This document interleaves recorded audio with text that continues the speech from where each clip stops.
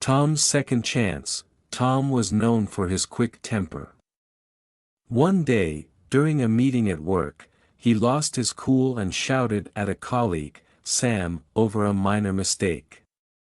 The room fell silent, and Tom immediately regretted his outburst. That evening, Tom sat alone, thinking about his actions.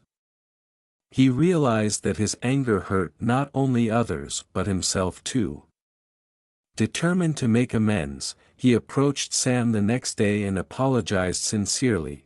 To Tom's surprise, Sam smiled and said, "We all make mistakes.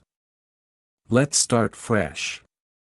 From that moment, Tom worked on being more patient and understanding. Over time, he built stronger relationships with his colleagues and found more joy in his work. Lesson: it's never too late to change and make things right.